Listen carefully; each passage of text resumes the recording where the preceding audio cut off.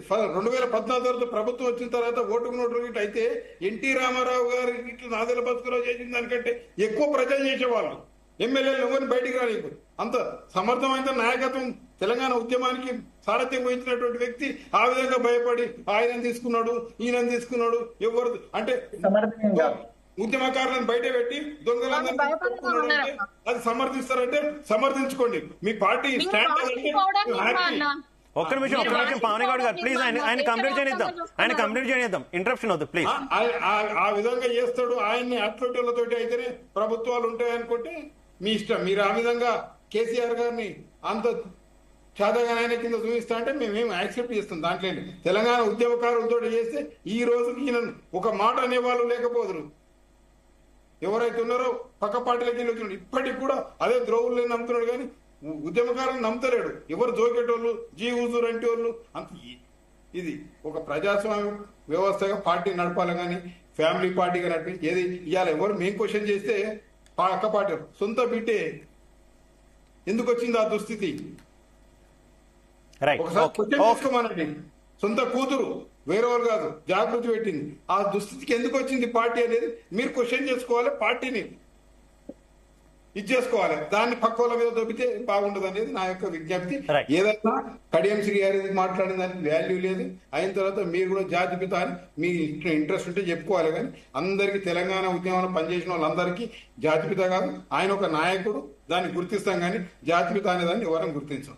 Right Pavani Goud గారు మరో అంశం చూసుకుంటే 2014 ముందున్న ఆస్తులేంటి కేసీఆర్ కుటుంబానికి సంబంధించి, ఇప్పుడున్న ఆస్తులేంటి బయట పెట్టాలంటూ కూడా ఆయన డిమాండ్ చేస్తున్నటువంటి పరిస్థితి. అసలు కాళేశ్వరం లాంటి కూలిపోయే ప్రాజెక్టును కట్టి తెలంగాణను దివాలా తీయించారు కేసీఆర్ అంటూ కూడా ఆయన మరో పెద్ద ఆరోపణ చేసినటువంటి పరిస్థితి. ఏం చెప్తారు ఈ రెండు కామెంట్లకి? ఆస్తుల వివరాలు బయట పెడతారా? ఇప్పుడు 2014కు ముందు ఎన్ని ఆస్తులున్నాయి, ఎన్ని ఆస్తులు పార్టీ పెట్టి తెలంగాణ కోసం అమ్ముకోవాల్సి వచ్చింది అనేది కూడా ఉద్యమకారులందరికీ తెలుసు. కేసీఆర్ గారి గురించి, కేసీఆర్ గారికి డబ్బు మీద వ్యామోహం ఉండదు, ఆస్తిపాస్తుల మీద వ్యామోహం ఉండదు అనేది ఆయన దగ్గరున్న సహచరులకు. జిల్లాలో పార్టీ కార్యాలయం కట్టారు, మీరేమో పార్టీ ఆస్తులు అమ్ముకున్నారు పార్టీ కోసం అంటున్నారు. పార్టీ కార్యాలయం కట్టడం తప్ప అండి? తప్పని నేను అనట్లేదు, అలా కాదు, నేను తప్పని నేను అనట్లేదు. కార్యాలయాలు కట్టారు, ఆస్తులు అమ్ముకున్నారని మీరు అంటుంటే ఆస్తులు అమ్ముకుంటే కార్యాలయాలు ఎలా వచ్చినాయని క్వశ్చన్ వస్తుంది కదా. తప్పని అనట్లేదు. ఇప్పుడు రెండు ఎంపీ స్థానాలున్న బీజేపీకి అప్పుడెన్ని ఆస్తులుండే, ఇప్పుడెన్ని ఆస్తులుండే, కాంగ్రెస్ పార్టీకి ఇప్పుడెన్ని ఆస్తులున్నాయి, అప్పుడెన్ని ఆస్తులున్నాయి అనేది కూడా పేరు చేసుకుందాం. 2014కు ముందు కేసీఆర్ గారి ఆస్తులు అడుగుతున్న కడియం శ్రీహరికి హైదరాబాద్ లో ఎన్ని ఆస్తులు ఉన్నాయి, హన్మకొండలో ఎన్ని ఆస్తులు ఉన్నాయి, వరంగల్ లో ఎన్ని ఫ్లాట్లు ఉన్నాయి, ఎవరి దగ్గర ఎన్ని ఇండ్లను, కాజీపేట దగ్గర ఎన్ని ఇండ్లను గుంజుకున్నాడు బ్లాక్ మెయిల్ చేసి అనేది కూడా బయటకు వస్తది. ఇప్పుడు అధికారంలో బీజేపీ కేంద్రంలో అధికారంలో ఉన్నది, రాష్ట్రంలో కాంగ్రెస్ పార్టీ అధికారంలో ఉన్నది. అన్ని లెక్కలు తీయమని చెప్పండి. ఆనాడు సున్నాలేసే రేవంత్ రెడ్డి గారికి ఇప్పుడెన్ని ఆస్తిపాస్తులు ఉన్నాయి అనేది కూడా చూసుకోండి. ఈ మన కత్తి వెంకట స్వామి అన్న గారి ఆస్తులెన్ని, రేవంత్ రెడ్డి గారి ఆస్తులెన్ని అనేది కూడా చూద్దాం, తప్పకుండా చూద్దాము. కాళేశ్వరం ప్రాజెక్టు కూలింది అనేది అవాస్తవం అండి. కాళేశ్వరం ప్రాజెక్టు 2 పిల్లర్ల దగ్గర క్రాక్ వచ్చింది. ఇప్పటికీ కూడా నీళ్లు పోతూనే ఉన్నాయి కిందికి. రిపేర్ చేసుకుంటే ఏదైతే ఎల్ఎన్టీ సంస్థ ఉన్నదో వాళ్ళే రిపేర్ చేస్తా అని చెప్తుంటే కూడా రిపేర్ చేస్తలేరు. ఎందుకు చేస్తలేరు అంటే కేసీఆర్ గారి ఆనవాళ్ళు చెరిపేస్తా అని రేవంత్ రెడ్డి గారే చెప్తున్నారు. ప్రతి సభ జాతిపిత అంటున్నారు అని చెప్తున్నారు. జాతిపిత అని సభ పెట్టి రేవంత్ రెడ్డి గారే అన్నారు. ఒక ఉద్యమకారుడిని ఎవడ్రా అది ఇదని సంబోధించింది రేవంత్ రెడ్డి. ఈనాడు మళ్ళా తీస్తున్నది కాంగ్రెస్ వాళ్ళే కేసీఆర్. ఇప్పుడు వెంకటస్వామి అన్నారు, ఏమన్నారు? ఫామ్ హౌస్ కు పోయినరు, ఫామ్ హౌస్ లో రెస్ట్ తీసుకుంటున్నారు అని అన్నారు. ఫామ్ హౌస్ లో రెస్ట్ తీసుకుంటున్న ఆయనను ప్రతిసారి సభలు పెట్టి రెచ్చగొడుతుంది ఎవరండి? ప్రతిసారి దుర్భాషలు ఆడుతుంది ఎవరు? ఒక ఉద్యమకారుడిగా. ఈ పాయింట్ కూడా కడియం శ్రీహరి గారు తీసుకొచ్చారు. ఫామ్ హౌస్ లో ప్రజా సమస్యలు ప్రస్తావించకుండా ఫామ్ హౌస్ లో ఉన్న వాళ్ళు ఏ రకంగా జాతిపిత అవుతారు? జాతిపిత అంటే ప్రజా సమస్యల మీద పోరాటం చేయాలి కదా, ప్రజల మధ్య ఉండాలి కదా అంటూ ఆయన క్వశ్చన్ చేశారు. ఇప్పుడు ప్రజా సమస్యల మీదనే కాదు, తెలంగాణ సమస్యల మీద కూడా పోరాటం చేస్తున్నారు. మొన్నటికి మొన్నొచ్చి కృష్ణా జలాల మీద అది విలేకరుల సాక్షిగా ఏ విధంగా అన్యాయం జరుగుతుందో కూడా కేసీఆర్ గారు చెప్పడం జరిగింది. ఎక్కడున్నా కూడా ఏం చేస్తున్నా కూడా కేసీఆర్ గారు తెలంగాణ గురించి, తెలంగాణ ప్రజల గురించే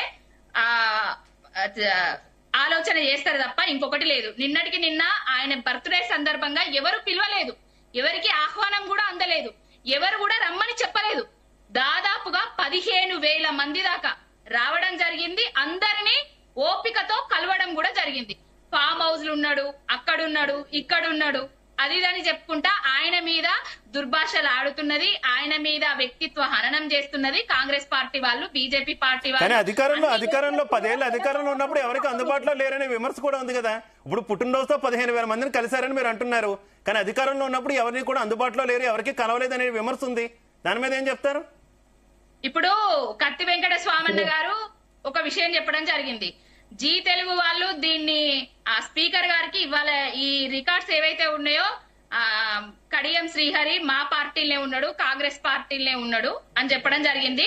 దాన్నన్న ఆధారాలుగా తీసుకొని ఆ స్పీకర్ గారు ఏదైతే వేటు వేయాల్సిందిగా కోరుతున్నాను.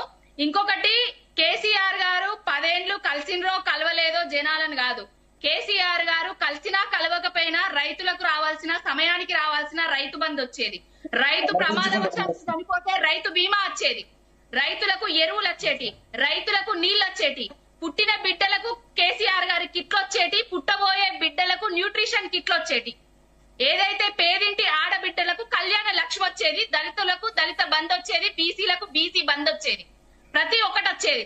కలిసినా కలవకపోయినా కూడా తెలంగాణ ప్రజలకు ఏవైతే కావాలో అవన్నీ వచ్చినాయి.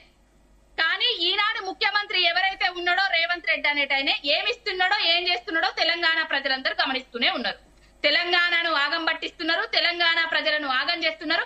రైతులను ముఖ్యంగా అయితే యాపులు పెట్టి రైతులకు ఎప్పుడు ఏ సమయానికి ఎరువులు చల్లాలో తెలుసు గాని రైతులకు యాపులు పెట్టుడు, యాపులు డౌన్లోడ్ చేసుకున్నాడు, ఇవన్నీ చూసుకుంటా కూర్చుంటారా అండి?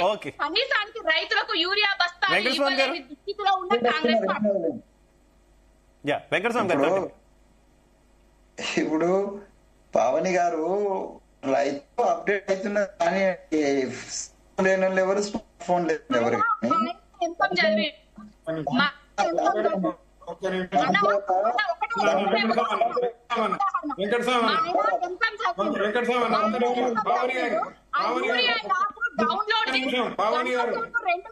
కూర్చున్నా కూడా ఎట్లా చేసుకోవాలనేది అర్థం కాలేదు. వాళ్ళ ఫ్రెండ్స్ అందరూ కూర్చున్నా కూడా ఒక్క నిమిషం వెంకటస్వామి అన్న ఒక్క నిమిషం కంటిన్యూ రామరెడ్డి గారు. ఒక్కటి, చిదంబరం గారు ఉండి ఏదైతే ఫోన్ పే యూపీఐ దాన్ని వచ్చినప్పుడు ఈ దేశం వల్ల ఇంత జనాభా కూరగాయల దగ్గర వేవడ నడుస్తుంది, ఇది ఎక్కడైతుంది అని అన్నారు. అన్నది ఈరోజు ఏ పాన్ షాప్లో కానీ ఏ 2 రూపాయల పాన్ డబ్బాలో కానీ ఇక్కడ కూరగాయలు ఆకుకూరలు అమ్మేటోళ్ళ దగ్గర కూడా ఉంది. టెక్నాలజీని వాడుకుంటే ఈ